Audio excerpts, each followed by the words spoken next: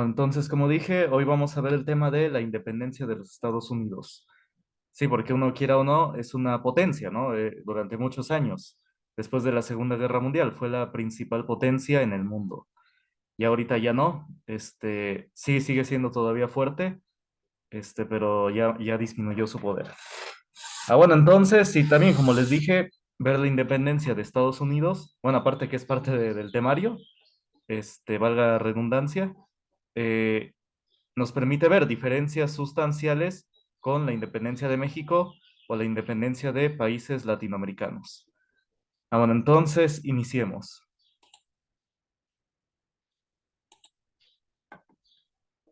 Vamos a ver como título, Independencia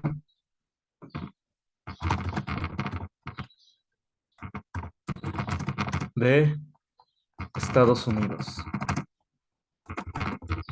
de América.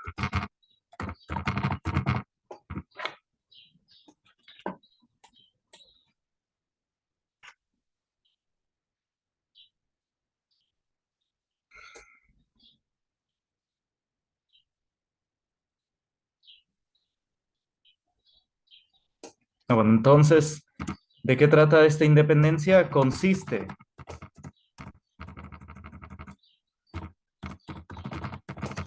en la lucha por la independencia de las 13 colonias inglesas en América. ¿Quiénes son estas 13 colonias inglesas? Bueno, ahorita las vamos a ver. Es decir, al principio, Estados Unidos, su territorio era muy chiquito. Ahorita nada más consistía en lo que son ahora 13 estados. 13 de los 50 estados que ahora son de Estados Unidos. Antes Estados Unidos solamente se componía de 13 estados. Ahorita vamos a ver quiénes.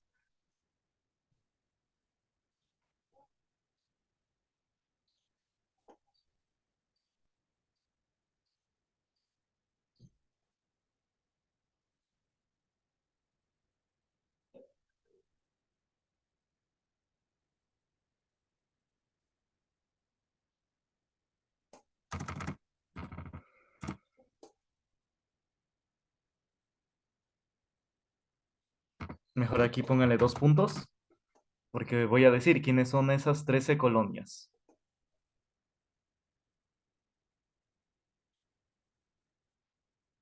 Bueno, esas 13 colonias son, bueno, ¿ya copiaron?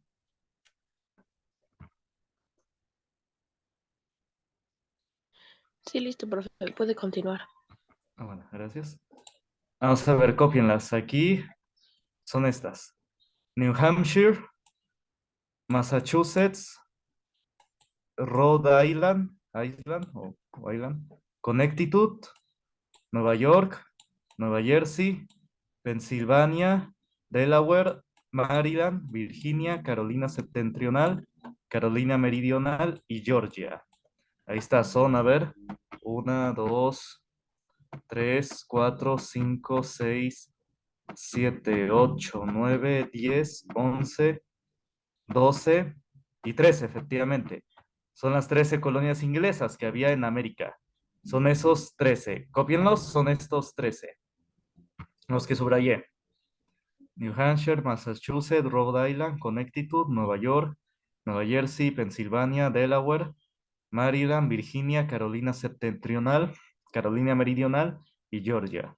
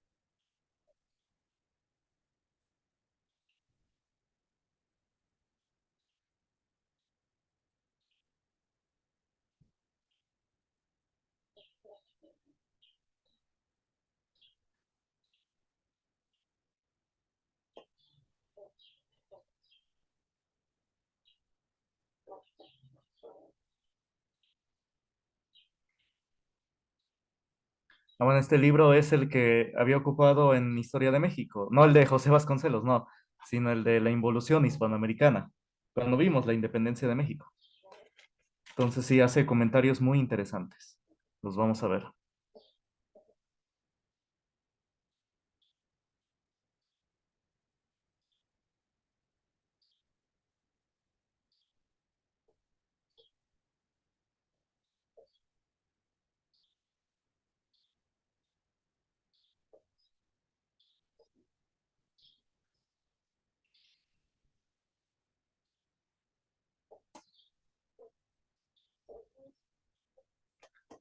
Ah, bueno, ¿ya copiaron?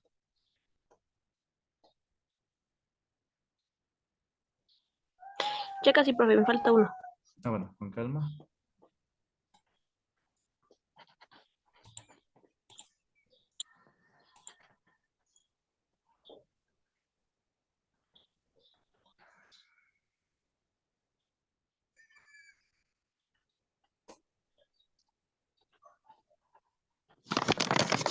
Listo, profe, ya.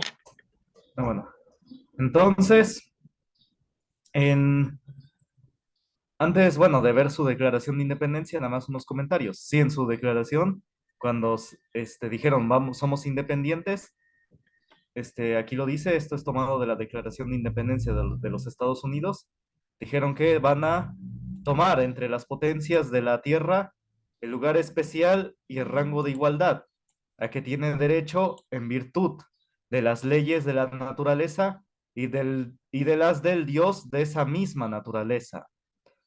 Entonces, sí, se nos dice, ¿no? Que en esa época era la llamada Ilustración, donde se dejaba a un lado Dios, ¿no?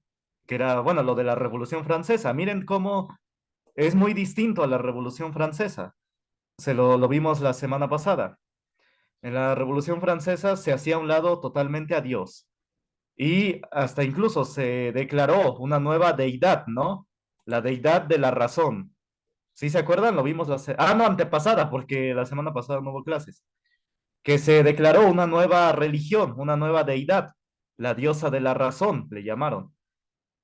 Entonces, en cambio aquí no, y bueno, y en la secundaria, ustedes les dirán que la Revolución Francesa contagió una especie de shock, contagió de alguna manera a América y que por eso se independizaron. Pero fue muy distinto la Revolución Francesa a la independencia de los Estados Unidos y también a lo que es la independencia de México. Aquí en Estados Unidos tuvieron a Dios siempre como en primer lugar, ¿no? Dice, bueno, aquí en la naturaleza y aquí también dice después a Dios. Dice a que tiene derecho en virtud de las leyes de la naturaleza y de las del Dios de esa misma naturaleza. Dice el Dios de esa naturaleza, es decir, que el que gobierna esa naturaleza. Entonces no se dejó a un lado a Dios. No, no, su religión no era católica, era protestante en su mayoría. Pero a lo que voy es que, que sí, que tenían la deidad, ¿no? A Dios en primer lugar. Cosa contraria a lo que fue la Revolución Francesa, como ya dije. Sigue diciendo, la Declaración de Independencia, esto es tomado de la Declaración de Independencia. Los representantes de los Estados Unidos de América, reunidos en Congreso General, apelando de ello al juez supremo del universo, es decir, Dios, declaramos solemnemente, en nombre de la autoridad del buen pueblo de estas colonias, es decir, las colonias inglesas, que estas colonias unidas son y tienen derecho a ser estados libres e independientes, que están relevadas de toda obediencia a la corona de la Gran Bretaña, que queda y debe quedar enteramente roto cualquier lazo político entre ellas y el Estado de la Gran Bretaña, y que como estados libres e independientes tienen omnímodos poderes para hacer la guerra. Es decir, que ellos como una nación ya soberana tienen todo el poder para hacer la guerra, ajustar la paz, contraer alianzas, reglamentar el comercio y hacer cualesquiera otros actos y cosas a que tienen derecho los estados independientes. Entonces, eh, esto fue parte de lo que fue su declaración de independencia, ¿no? Dice aquí el párrafo primero, y esto fue tomado de la historia popular de los Estados Unidos, ¿no? Ahí viene la fuente, de dónde lo tomó el autor de este libro. Ah, bueno, pero esto no fue fácil, como siempre, en todo conflicto. Tiene que haber un contexto histórico de esa época. ¿Y cuál fue el contexto histórico? Ah, bueno, ustedes recordarán que yo les dije cuando vimos la independencia de México que quiénes eran las potencias en ese entonces. A ver, díganme, ¿alguien se acuerda? ¿Quiénes eran las potencias hegemónicas en ese entonces, en el siglo XIX y XX? Es decir, en los años 1700, 1800. ¿Quiénes eran las potencias en ese entonces? Mm, si no me acuerdo, era Inglaterra y creo que también Rusia. No, no, no. Bueno, sí, un poco, pero no tanto. España, eran España. Era Inglaterra y España. Le había dicho Rusia porque les había dicho que lo que es hoy es entonces Rusia y Estados Unidos, las potencias, en ese entonces era Inglaterra y España. ¿Sí? Entonces creo por eso ahí te acuerdas de eso. Ah, bueno, entonces sí, efectivamente.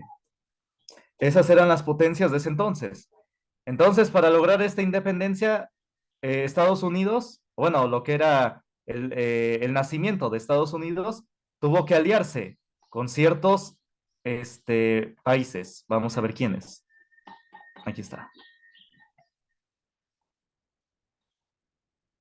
Ah, bueno, aquí lo dice. Vamos a iniciar desde acá, desde el inicio.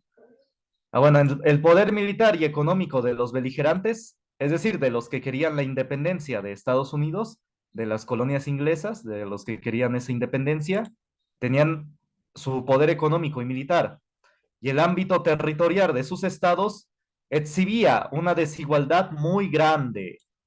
Pues sí, imagínense, el poder de Inglaterra, que era muy, muy grande, luchar contra ese poder, pues era muy desigual de estos, digamos, rebeldes, ¿no? O los independentistas, ¿no?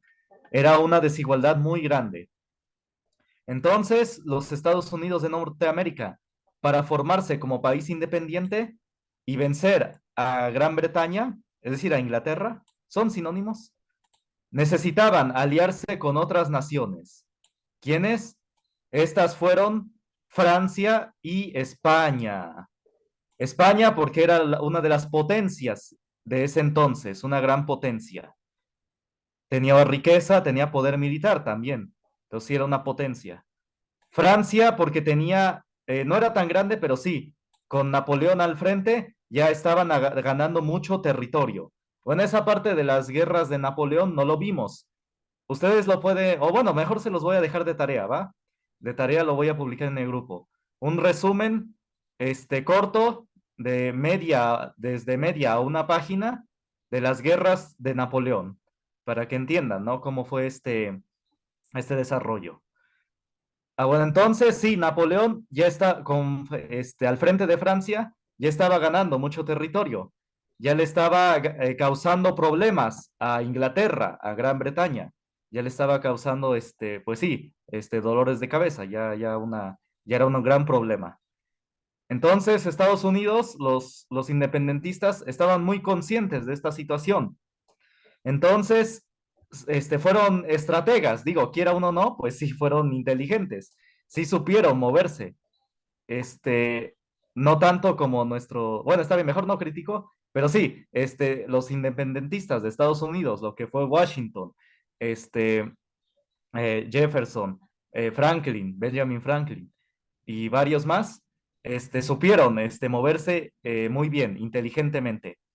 Entonces se aliaron con Francia y España conscientemente. José Vasconcelos dice que nuestros independentistas, de manera inconsciente, es decir, sin saberlo, sirvieron a lo que era el Reino Unido, ¿no? Que les fueron útiles. Pero en este caso, Washington y Jefferson y Franklin conscientemente se aliaron a Francia y España, ¿sí? De manera, consciente. es decir, de manera decidida, ¿no? Pues para derrotar a este gran poder que era Gran Bretaña. Ahora entonces, la concertación de estas alianzas fue una actividad política preliminar a la Declaración de Independencia del 4 de julio de 1776. Es decir, esta alianza fue antes de su declaración de independencia. Es decir, se movieron inteligentemente. Ya querían declararse independientes, pero antes de hacerlo, antes de estallar el conflicto, se aliaron con Francia y España antes de estallar el conflicto, antes de irse a la guerra, ¿no? Entonces, eso habla de una estrategia, ¿no? De una estrategia. Tener aliados fuertes, un cierto respaldo, también económico y militar, para poder hacer la guerra, ¿no? Entonces, sí, todo esto fue antes de la declaración de independencia. Bueno, entonces, copien todo esto, todo este párrafo, copienlo, es importante.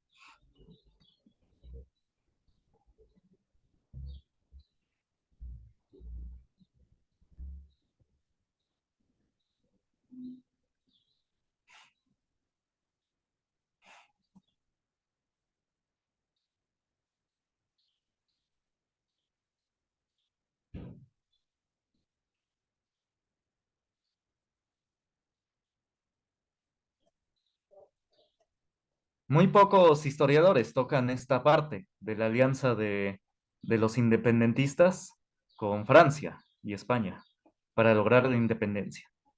No sé, la verdad, si no he visto la película, hay una película que se llama El Patriota de Mel Gibson, que es eso de la independencia de Estados Unidos. No la he visto y no creo verla, pero no sé si tocan esa parte, ¿no? De la alianza con Francia y España. No sé si alguien de aquí ya la vio de casualidad. La del Patriota, no, nadie la ha visto. No, eso no lo he visto. Ah, bueno. Entonces, nada más es curiosidad, ¿no? Como luego en las películas no sacan todo.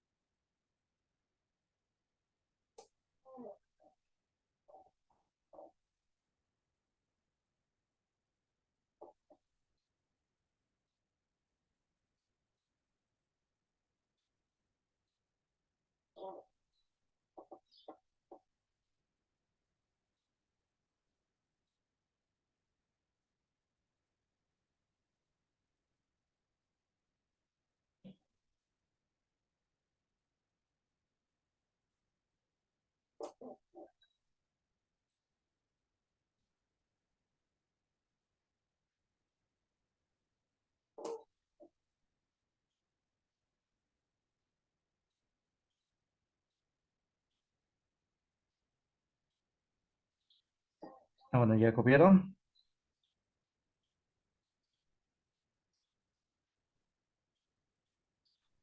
Listo, profe, yo ya acabé. Ah, bueno. Entonces, dice, sigue diciendo, en marzo de 1776, miren, sí concuerda la fecha. La declaración de independencia fue el 4 de julio. Hasta esa es la fecha que conmemoran, ¿no? Allá en Estados Unidos, la independencia. Este, y antes, pues marzo, pues es antes, ¿no? Dice acá, el Congreso de Filadelfia envió a Silas Dayan de Connecticut en calidad de agente político a Versalles. Su misión consistía en comprar al gobierno de Francia uniformes, armas y municiones para 25,000 hombres y 100 piezas de artillería. Imagínense, compró todo eso, incluso uniformes, imagínense, algo que no pasó en nuestra independencia. Y creo que sí es importante porque así se le hace la idea a la gente de que lucha por un mismo fin, de que está unida, ¿no? De que no hay diferencias entre ellos. Entonces, no hay diferencias entre ellos en esta lucha, ¿no? Entonces, por eso es importante el uniforme, para decir, ¿no? Que somos iguales ante este objetivo, ¿no? Que no debemos hacer a un lado nuestras diferencias. Digo, porque el uniforme es de que estamos igual, ¿no? Vestidos igual. Entonces, de que hacemos a un lado nuestras diferencias para luchar por este fin, ¿no? Por este objetivo. Y por supuesto, armas y municiones, ¿no? Obviamente, para 25,000 hombres y 100 piezas de artillería. Dice, el enviado norteamericano llegó a París. Era un hombre, aunque parece nombre de mujer, pero era un embajador. El enviado norteamericano llegó a París y consideró la situación con el ministro de Estado de Francia, conde de Vergennes. Disculpen si lo pronuncio mal, como es francés. El ministro de Francia apreciaba que una paz sincera con Gran Bretaña era imposible. Es decir, no era posible un acuerdo pacífico. Sí, era algo que obviamente era hasta de risas y decían, hay que hacer la paz con Inglaterra, es decir, una declaración en paz, pues capaz que hasta se reían, porque era algo que realmente era imposible. Gran Bretaña era una potencia, pero sanguinaria. Digo, yo a veces no recomiendo películas, pero nada más para que se den una idea, una pequeña idea. Por ejemplo, vean la película Gandhi sobre la independencia de la India. Y ahí muestra un poco, sí, de la opresión que hacía Gran Bretaña en sus colonias. Entonces, sí, no era un angelito. Y no sigue siendo un angelito. Entonces, sí, era una potencia muy sanguinaria. Y sí, casi, casi Estados Unidos le aprendió eso. Bueno, ese después lo vamos a ver. Pero sí, no era posible. En España, digo, a diferencia de España, bueno, sí hubo un conflicto, obviamente sangriento, pero por ejemplo, Brasil sí pudo firmar la paz con España. Y algunos dicen que sí se hubiera, algunos historiadores se atreven a decir que sí, que hubiera sido posible una, una independencia pacífica con España. Algunos incluso lo llegan a decir, que fue que hubiera sido posible. Pero como el conflicto fue asusado por Inglaterra en nuestra independencia y también Argentina, dicen que por eso fue un conflicto armado, pero que hubiera sido posible en paz. Bueno, ese ya es otro debate, pero bueno. Pero sí, con Gran Bretaña ahí sí, era imposible completamente. Dice en su memorial Luis XVI, el que gobernaba Francia, sobre la cuestión planteada, se pronunció decididamente por la independencia de los Estados Unidos de Norteamérica y por aliarse a ellos en guerra abierta y limpia contra Inglaterra. Es decir, siempre cuando uno hace algo en política hay que tomar en cuenta el ámbito internacional. Y eso fue lo que hicieron. Incluso hace más de 200 años lo hicieron estos independentistas, ¿no? De Estados Unidos. Sabían que Gran Bretaña era enemiga de Francia y también de España. Entonces supieron aprovechar esa cuestión, ¿no? Entonces, sí, Francia, Luis XVI se pronunció en una guerra abierta y limpia contra Inglaterra, que ya lo había hecho antes con las guerras napoleónicas. Entonces, los independentistas de Estados Unidos supieron aprovechar muy bien eso. Dice acá, se impone reproducir algunos párrafos de ese documento que es de rigurosa actualidad para mensurar las consecuencias de la política de extorsión británica. Es decir, aquí vamos a ver lo que decían, ¿no? En su memorándum, el ministro Vergennes desarrollaba estos argumentos. Una apatía demasiado visible por parte de Francia ante la guerra por la independencia norteamericana se considerará en Inglaterra como un factor de temor y de un amor exagerado a la paz que desde hace algunos años a esta parte de muchos males e injusticias ha producido. Es de temer que en este caso, que Inglaterra se hará paulatinamente más exigente aún de lo que es en la actualidad, como diciendo, ¿no? Pues de que es muy, pues impone mucho su voluntad, diciéndolo de una manera muy elegante, muy, muy elegante. Dice, hará paulatinamente más exigente aún de lo que es en la actualidad. Y es de temer en su consecuencia que se atreverá a cualquier cosa, ya directa, ya desembosadamente, ya con la insolencia e injusticia de sus visitas y cruceros, ya también con ultrajes de menor importancia que no querrá ni podrá reparar. Es decir, Inglaterra, digo, como dato curioso, para que se den una idea, ustedes saben que hay dos océanos, ¿no? En México que colindan. El Océano Atlántico al este, a la derecha de México, y el Océano Pacífico a la izquierda de México, ¿no? Al oeste.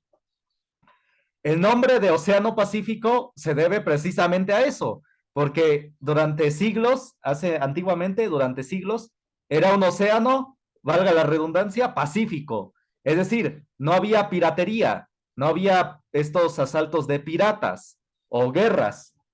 Y José Vasconcelos dice que precisamente era eso porque Inglaterra no tenía acceso a ese océano. ¿Sí? Que por eso no había, que coincidentemente, por eso no había piratería, porque Inglaterra no tenía acceso al océano Pacífico. Miren, para darles una idea, a ver, voy a sacar un mapa. Vamos a ver. Es decir, que José Vasconcelos diciendo que Inglaterra era la responsable de la piratería, ¿no? Bueno, entonces, voy a compartir pantalla. Como decía, ay, ay, ahí está, ahí está. Ahí está, ¿no? Espérenme, espérenme. Ahí está, ahora sí. Estas son las. Si se oye bien lo que digo, no sé cuánto. Si se oye bien. Bueno, sí, bueno, como les decía, estas eran las 13 colonias inglesas. Eran un territorio pequeño. Y ya después Estados Unidos con el tiempo se fue haciendo de más territorio, de todo este territorio, quitándonos a nosotros territorio y quitando igual estos territorios, ¿no? A lo que era Inglaterra, porque eran de Canadá, bueno, de Inglaterra. Entonces, sí, se fue haciendo cada vez de más territorio. Ahora decía, ¿no? Que José Vasconcelos, ustedes saben que aquí, a la izquierda, es el Océano Pacífico y este es el Océano Atlántico. En el Océano Atlántico había demasiada piratería, era lo que conocemos de los piratas. La historia de los piratas del Caribe ya es una historia ficticia, es una película, ¿sí? No es histórica. No tomen nada como les decía, casi del 2000 para acá, no hay películas que sean históricas, que realmente cuenten hechos históricos. Es muy rara la película que sí cuenta un poco de hechos históricos, ¿sí? La mayoría son hechos ficticios. Este, todavía antes, en los 70s, 80s, 90s, sí hacían películas un poco con hechos históricos. Bueno, entonces sí, el Océano Atlántico estaba lleno de piratas, de piratería. Este, y el Océano Pacífico no, el del oeste, el de la izquierda. Y José Vasconcelos dice que eso se debía porque Inglaterra no tenía acceso a ese océano, porque precisamente si ustedes ven el mapa de Inglaterra, obviamente antes no había aviones, ¿no? Antes no había submarinos. Entonces Inglaterra no podía acceder al Océano Pacífico, no podía atravesar, ¿no? Todo el océano. Solamente tenía acceso al Océano Atlántico, Inglaterra.